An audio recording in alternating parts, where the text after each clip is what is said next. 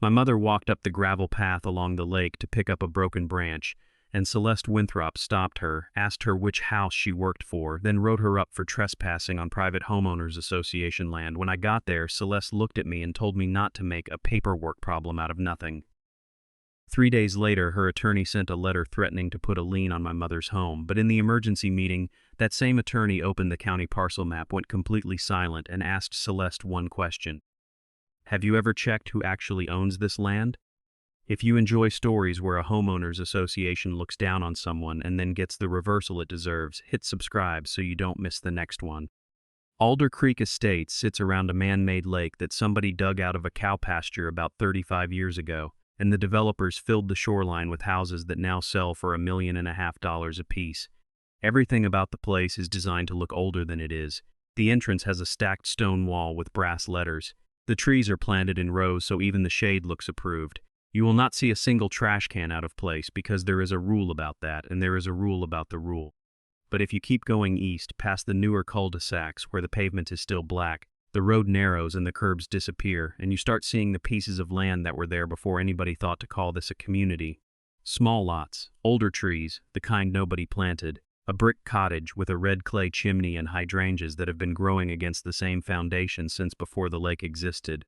That cottage belongs to my mother, Loretta Raines. She is 69 years old. She has lived in that house for most of her adult life, and her family held the land before that, back when the whole area was farm parcels and gravel lanes and nobody had invented the phrase community standards. She is a quiet woman. She does not raise her voice, and she has a way of going still when somebody insults her that people mistake for agreement. My name is Malcolm Raines. I am 46 years old. I manage commercial construction projects, which means I spend my days reading drawings, checking survey stakes, arguing with inspectors about setbacks, and signing off on paperwork nobody else sees. I do not talk about my job much. I drive a work truck because it is useful, and I wear boots because I am on job sites. Most weekends I go out to my mother's place and cut back the branches she cannot reach. There had been a hard wind 2 nights earlier, the kind that comes across open water and snaps dead wood off the older oaks, and my mother went out that morning to pick up the limbs that had fallen along a gravel path between her fence line and the lake. She has walked that path since the 1970s, long before the brass letters at the entrance, long before anybody in a luxury sport utility vehicle decided who belonged on it. She was bent over with an armful of sticks when the vehicle came down the path and stopped in front of her. The window came down, and the woman behind it did not say good morning. Celeste Winthrop is 53 years old, and she has been president of the Alder Creek Estates Homeowners Association for 6 years. She has a way of speaking to people that is not loud and is not rude in any way you could write down, and that is exactly what makes it work. She knows which words leave marks and no fingerprints. She looked at my mother standing on a gravel path with an armful of broken branches, and she asked her a question. Which house do you work for? I want to be precise about this because the part that makes my chest go tight is not that a woman asked another woman what she was doing. It is that she looked at a 69-year-old black woman in gardening gloves, and her mind had already finished the sentence before her mouth started it. There was no version of that morning in Celeste's head where my mother lived there, not as a possibility she was checking. As a conclusion she had already reached and was now simply confirming. My mother straightened up. She told her calmly that she did not work for anybody. Celeste did not apologize. That is the detail I keep coming back to. She did not say, "Oh, I'm sorry, I assumed." She just changed lanes. Her voice went crisp and administrative, and she informed my mother that she was standing on private homeowners association property and needed to leave the area immediately. My mother said the simplest thing a person can say, "This is the path I have always walked." And Celeste told her that old arrangements do not matter anymore, that the community has standards now, and that residents have paid a great deal of money for privacy.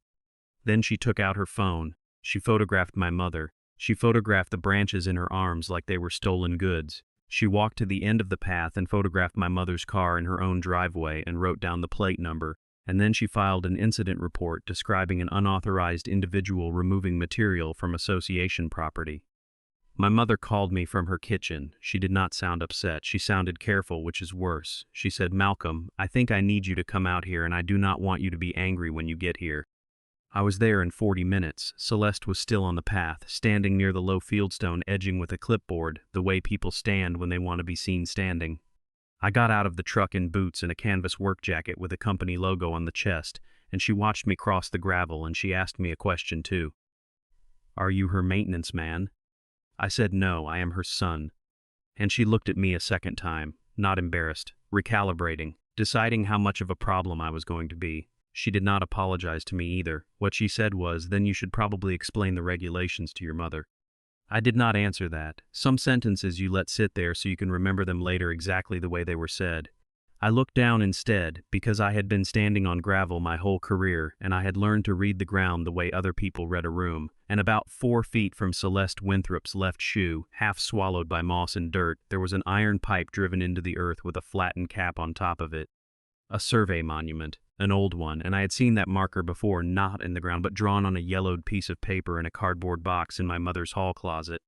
2 days later, the envelope came, heavy cream paper, association letterhead, the brass wall printed at the top like a family crest. My mother read it at her kitchen table with her glasses on, read it again, then slid it across to me without a word. $1,500. Fine for trespassing on association property. $250 additional unauthorized landscaping activity. $1,750 total, payable within 30 days for picking dead sticks up off the ground. And then there was a second page, an acknowledgement form. My mother was asked to sign a statement agreeing that she would not enter the lakefront area again and that any future occurrence would result in escalated enforcement. I called the association office. Celeste answered on the second ring, which told me she had been waiting for me. I asked her a fair question. I asked what provision she was fining my mother under, given that she had not established that my mother was a member of the association at all. She laughed, not a big laugh, a small warm one, the kind you use on a child who has said something charming and wrong, and she said, "Mr. Raines, I have worked in real estate longer than you probably realize." That was the moment it stopped being about my mother and started being about me too, because from there she stopped answering and started teaching. She explained what a homeowners association is. She explained slowly that when you buy into a community, you accept covenants. She explained the concept of common area, using the word shared twice, in case I had missed it. She used the phrase, "You may not be familiar with this," and then she said it again 9 minutes later. I have learned that the fastest way to find out what somebody actually has is to ask for a document number. So I asked for 2, the plat number for Alder Creek Estates and the parcel number for the lakefront strip. There was a pause on the line, then she said in a completely different tone, "You read surveys." I did not tell her what I did for a living. I have thought about why since then, and the honest answer is that I did not want to win an argument by producing a business card. I wanted to know what she would do if she thought no one was watching who understood, so I just said, "Send me the documents." She refused. She said the association does not distribute internal records to non-members, which was a sentence that argued against itself, and she said it anyway. Then she made her position very clear, and she made it in writing later, which mattered enormously. She stated that my mother's cottage lies within Alder Creek Estates, that my mother is subject to the covenants, and that the entire strip of land from her back fence down to the water line is association property. My mother took that harder than the money. She sat there that evening, turning her coffee cup in a circle, and she said, "Malcolm, what if I have been reading those papers wrong for 40 years? That is what they do to you. They do not have to be right. They only have to be confident enough that you start auditing your own memory." I told her we were going to find out, and I did not promise her anything else, because I had not seen the records yet, and I do not tell my mother things I cannot back up. Then I got the box out of the hall closet. It smelled like old cardboard and pencil shavings, deeds, tax receipts going back to the 1980s, a hand-drawn diagram of the septic field, and folded at the bottom, a survey on paper gone the color of weak tea dated 1968. I unfolded it on the kitchen table and put a glass on each corner, and there it was, a boundary line running from the road down along the east side of the cottage, and continuing all the way to the original shoreline, not stopping at the fence, not stopping at the tree line, going to the water. And the gravel path, the one Celeste Winthrop had photographed my mother standing on, sat entirely inside that line. I did not celebrate. A lot of people would have photographed that paper and sent it to Celeste that night and felt wonderful for about 9 days until somebody's attorney explained that a 1968 survey is a historical document, not a title. Old paper is a lead, not proof. Boundaries get adjusted, parcels get split, land gets deeded away, and the family never mentions it again. I needed the county. The next morning, there was a new email from the association. Celeste was no longer asking for $1,750. She was informing us that if payment was not received, the matter would be transferred to the association's legal counsel for collection, and that all associated cost would be added to my mother's account. The regular monthly association meeting was that Thursday in the clubhouse under a chandelier that was trying very hard. I went. Non-members are permitted to attend the open portion, which Celeste allowed with the air of someone granting a favor, and I sat in the third row of folding chairs while 9 board members arranged themselves at a long table, and Celeste took the seat at the head of it. She did not wait for me to raise the matter. She raised it herself in front of the room, which told me she thought she was strong. She read from a summary sheet, and she described the situation as repeated unauthorized access to association property by a non-resident individual. I said respectfully that my mother has been stopped exactly once in her life, and that once is not repeated. Celeste looked at me the way you look at a fly, she continued reading. Then she added for the room that the association had received communications from a family member that could reasonably be interpreted as an attempt to intimidate the board, and she looked at me while she said it. My crime, as far as I could tell, was asking for a parcel number. I did not raise my voice. I have learned that in a room like that, volume is a gift you hand to whoever is trying to dismiss you. So I stayed exactly level, and I could see it bothering her, because calm from someone she had already decided was beneath the conversation did not fit anywhere in her plan. I asked one question. I asked her to show me the recorded deed by which the association acquired the lakefront strip. She said that document was not necessary for this discussion. I said, if you are fining my mother $1,750 for stepping on your land, I would think proving that it is your land is fairly necessary.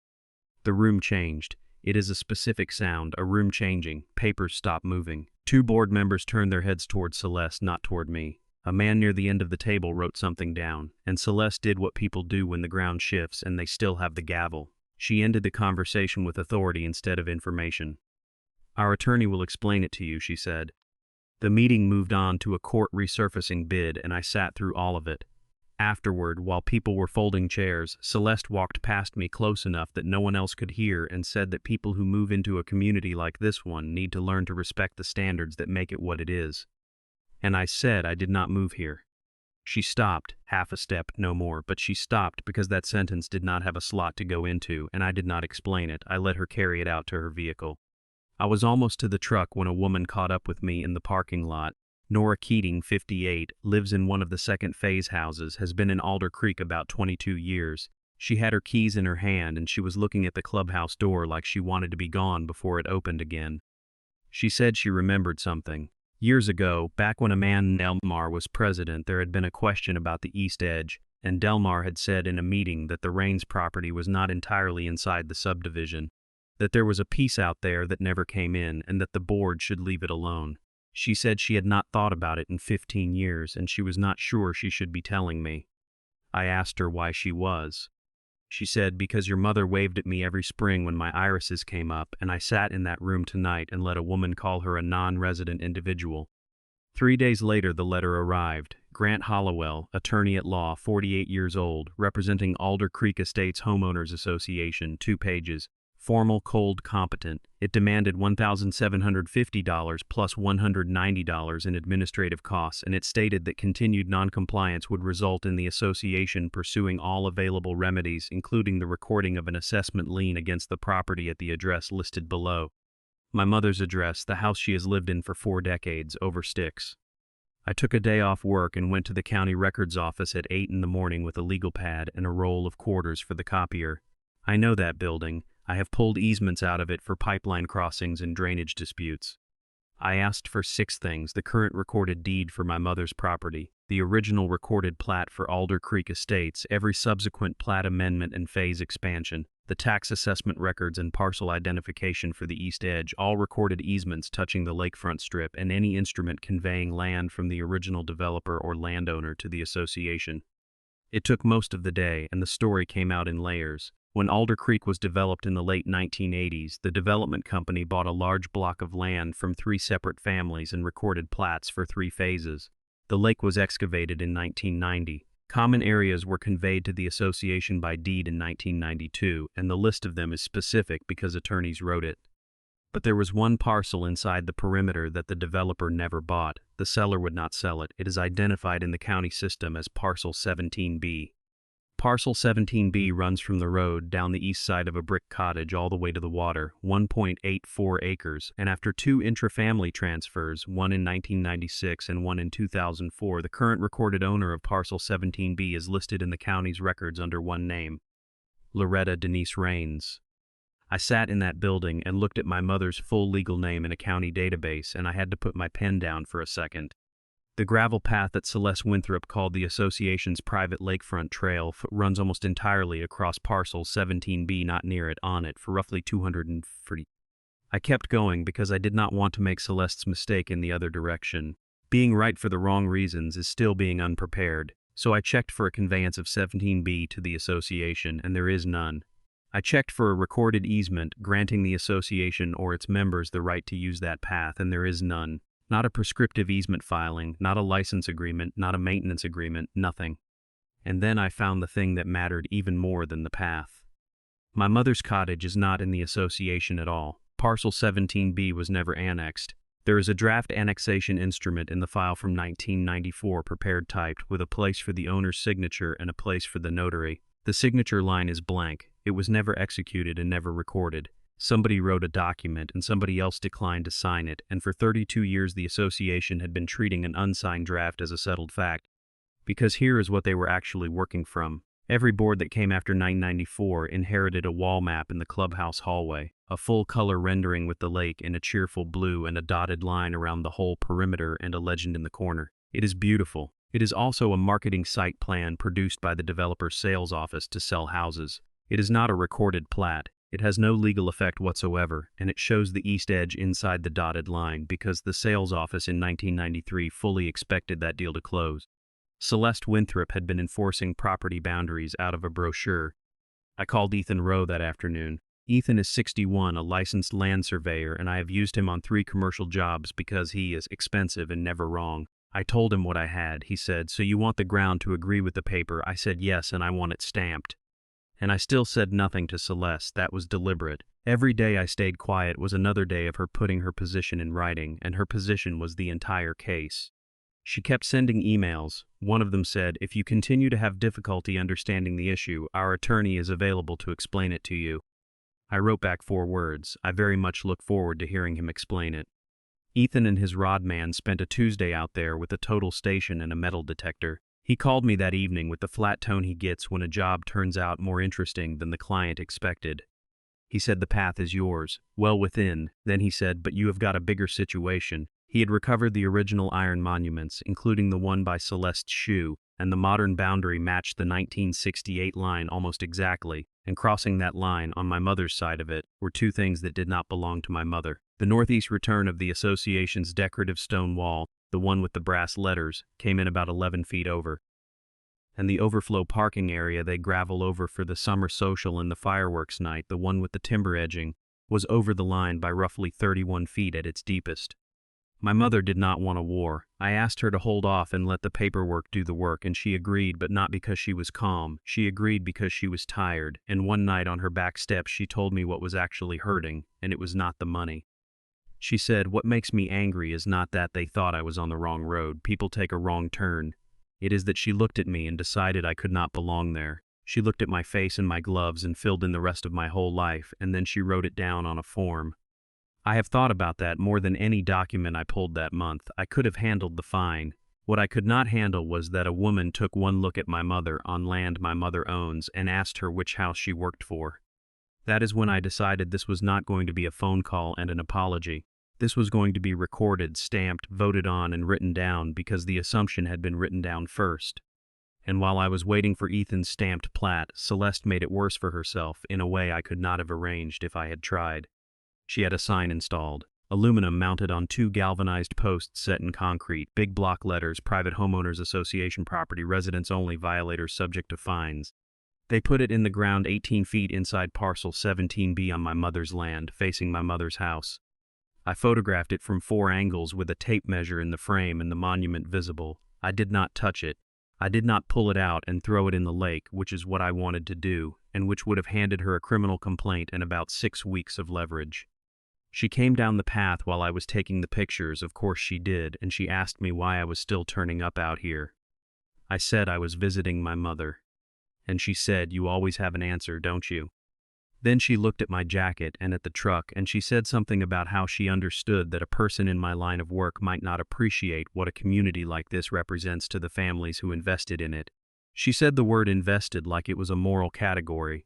She had decided years ago that boots meant a certain ceiling on a man, and she never once revised it, not even when I started asking for instrument numbers. I told her I was looking at boundary lines.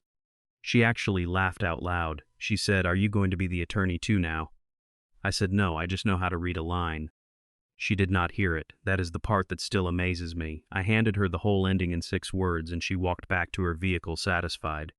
She went home and instructed Grant Hollowell to send a harder letter, a 10-day demand with the lien language moved up to the first paragraph. And Grant, to his credit and eventually to her enormous cost, did something Celeste had never once done. He asked for the underlying document. He wrote to her requesting the recorded instrument establishing association ownership of the lakefront strip for the file before proceeding.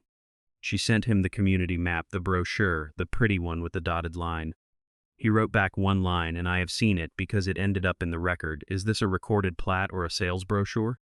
She did not answer that question. She answered a different one. She replied that the board's long-standing position is that the entire perimeter is common area, that she had been president for 6 years, and that she did not require a document to know the boundaries of her own community. Grant Hollowell had been practicing for 23 years. He read that sentence and he understood exactly what it meant. It meant his client did not have the deed, and he had already signed and mailed 2 letters on association letterhead threatening to encumber a woman's home. So the week before the final meeting, without telling Celeste, he drove to the county records office himself and pulled parcel 17B. And the first name on the ownership record was not the Alder Creek Estates Homeowners Association. It was Loretta Raines. Celeste called the meeting. That is worth sitting with for a second. She scheduled it, she chose the room, she set the agenda, and she invited us because she believed she was about to close this out. Thursday evening, the clubhouse conference room, the good one with the long walnut table.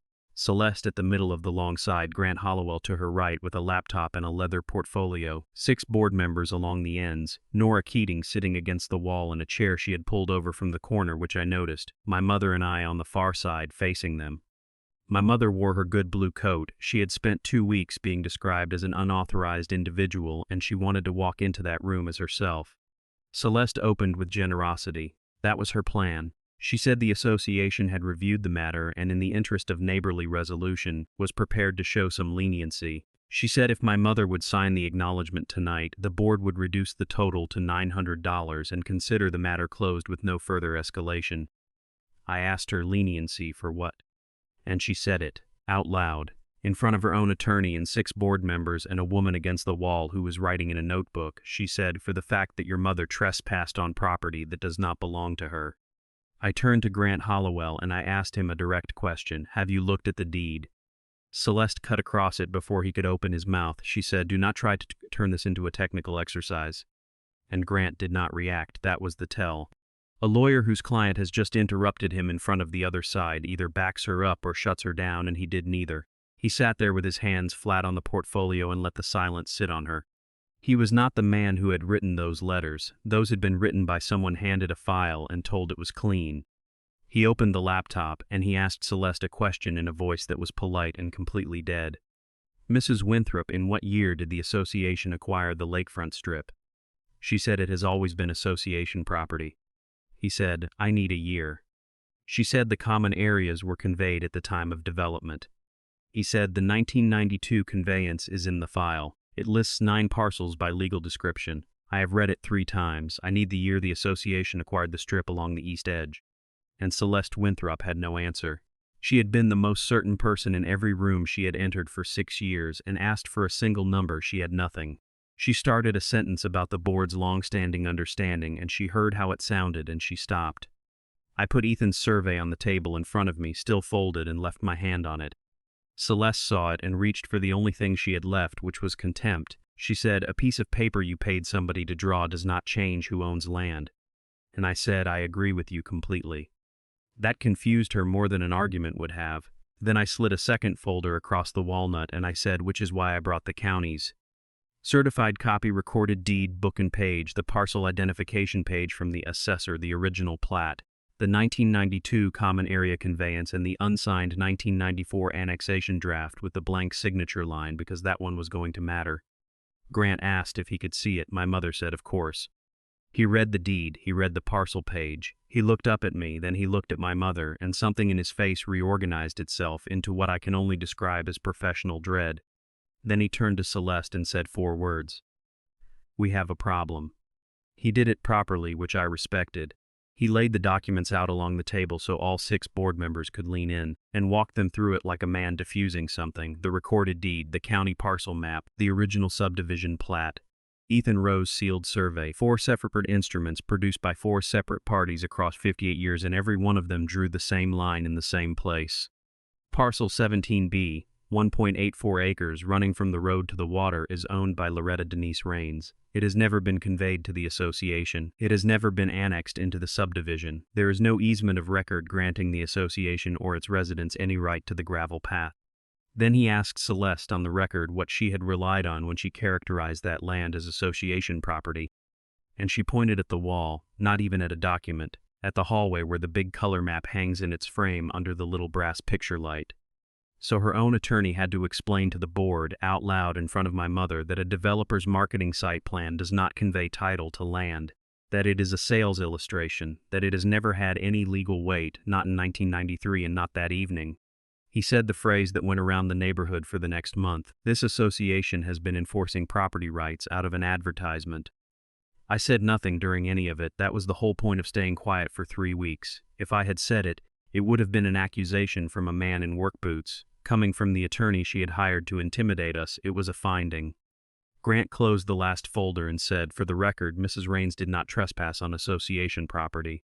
And one of the board members, an older man at the end of the table, asked the question that made my mother put her hand flat on the table to steady it.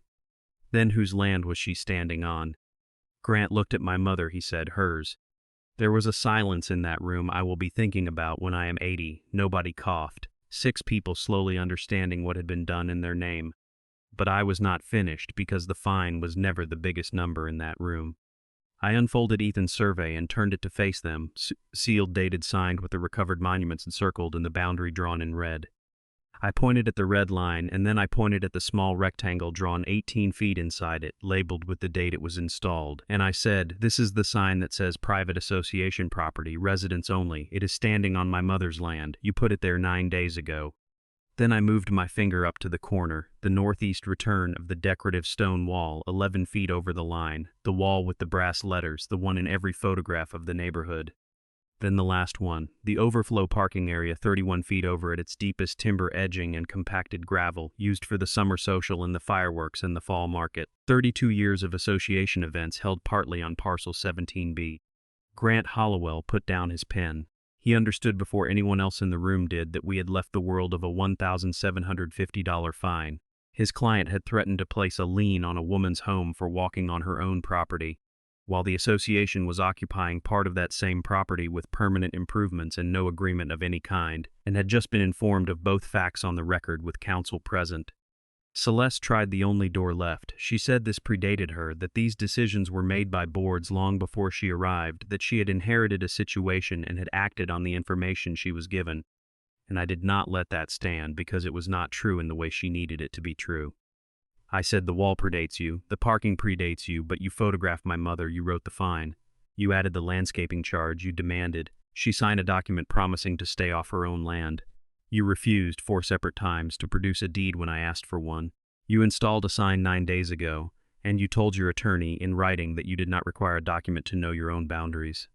She stared at me, and then she asked the question that told me she had finally understood what had happened in that room, and understood nothing about why. She said, "You knew this the whole time." I said, "I suspected, so I checked. That is all. That is the entire difference between us. I checked before I said a word about anybody. You should have done that before you treated my mother like a criminal on her own ground." Celeste Winthrop did not go quiet after that. People rarely do. She pivoted. She said that even if the deed said what it said, the association and its residents had used that path for over 30 years, openly and continuously, and that there were doctrines in the law about long-term use, and that the situation was therefore considerably more complicated than a deed.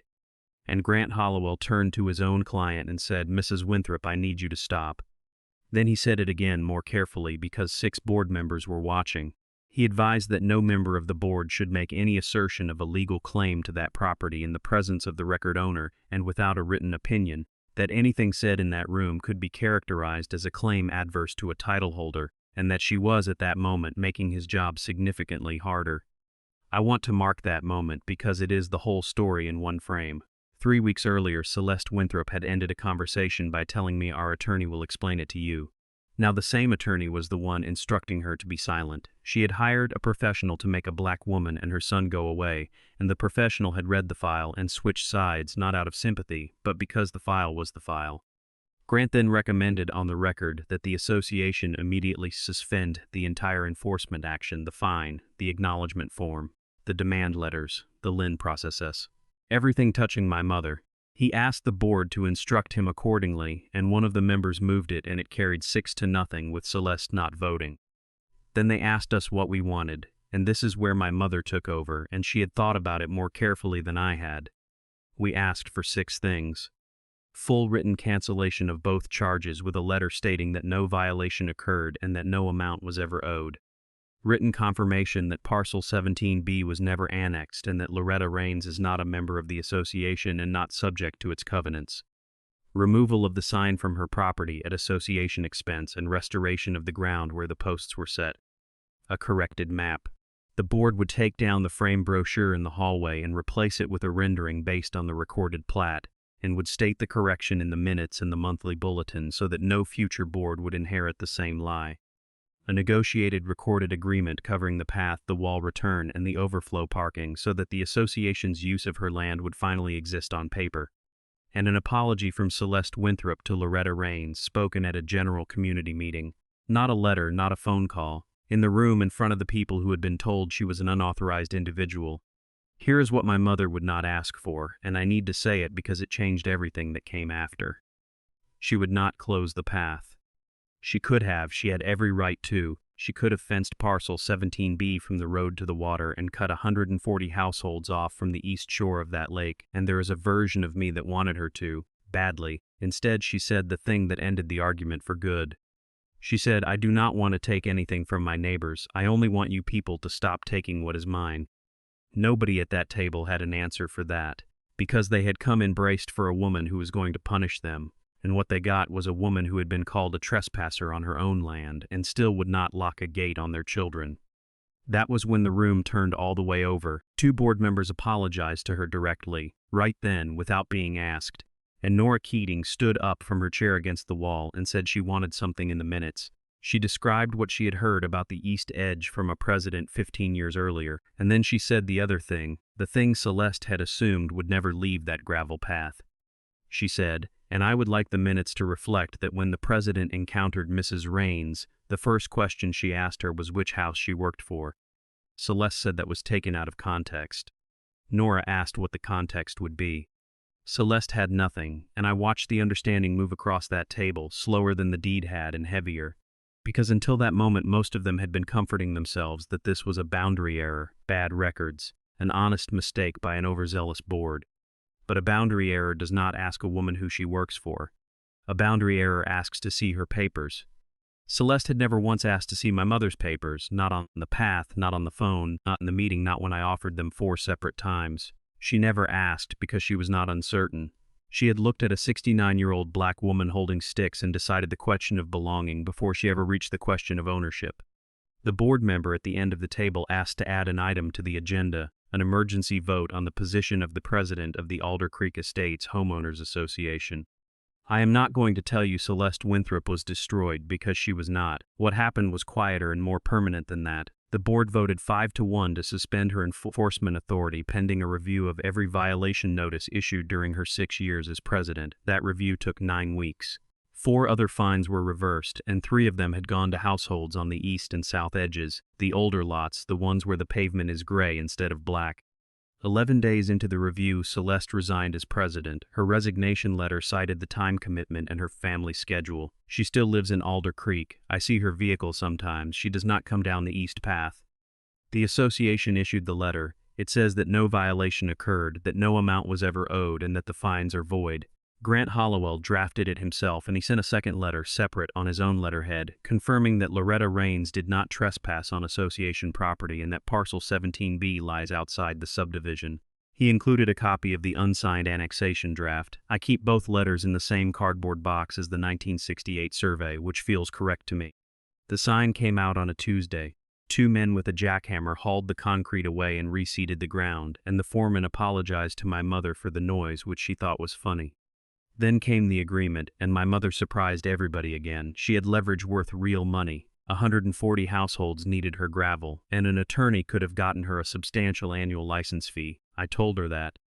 She asked for three things instead. The association maintains the path at its own expense, forever, in writing. The association pays her legal and survey costs, which came to $4,300, and the recorded agreement states her ownership of parcel 17B explicitly in the county records in language a future board cannot misread. That last one was the only one she cared about. She did not want rent. She wanted the truth filed somewhere permanent. They corrected the wall, too. The northeast return came down and got rebuilt 11 feet west, and the brass letters went back up, and honestly, it looks better. The overflow parking is covered by the agreement now, with a clause saying the association uses the land by permission, and permission is a word that has to be given by somebody, which is the entire point. The framed map in the hallway is gone. The new one is plainer, drawn from the recorded plat, and there is a small notch on the east side where parcel 17B is unshaded with no dotted line running through it. We stood down by the water one evening in October, my mother and I, after the last of it was signed. The lake was doing that thing it does when the sun is low, going the color of a nickel. I asked her why she did not just close the path, fence it, let them find out what it feels like to be told where you cannot walk. And she said she thought about it for about a week, and it felt wonderful in her head every single time. Then she said, but I did not want to become another version of her. Owning land does not mean you get to make other people feel like they are not allowed to exist next to you. That is when I finally understood what the win actually was, and it was not the resignation. It was not the 5-1 vote, or the letter, or the recorded agreement, or the fact that a lawyer who had been paid to frighten my mother ended up being the man who said the word hers out loud in a room full of people who needed to hear it from someone with a license. The win was that my mother can walk down that path now and nobody stops her, and if anybody ever does, she does not have to explain herself. She does not have to produce a deed or a name or a history or a reason. She just walks. She bent down while we were standing there and picked a fallen branch up off the gravel, the same way she had that morning in the spring, and she tossed it into the brush the way she has been doing since the 1970s. And I said, "Careful, somebody might fine you for trespassing." She straightened up with that look she has had since I was 6 years old. She said, "Then tell them to check the deed first." And we stood down there laughing while the light went off the water. Celeste Winthrop looked at my mother's skin and thought she knew who belonged in that neighborhood. She looked at my jacket and my boots and my truck and thought she knew exactly how much I was capable of understanding, and she was so comfortable in that assumption that she said it to my face, twice, and put it in writing, and mailed it to a lawyer. But land does not care what anybody assumes. A boundary line is not an opinion. It was surveyed in 1968, recorded in the county, transferred twice within a family, and it has been sitting in a drawer in a government building this entire time, indifferent to every certainty in that clubhouse. The name on the deed is Loretta Raines, and it was there long before Celeste Winthrop ever stood on that gravel and ordered her off her own land.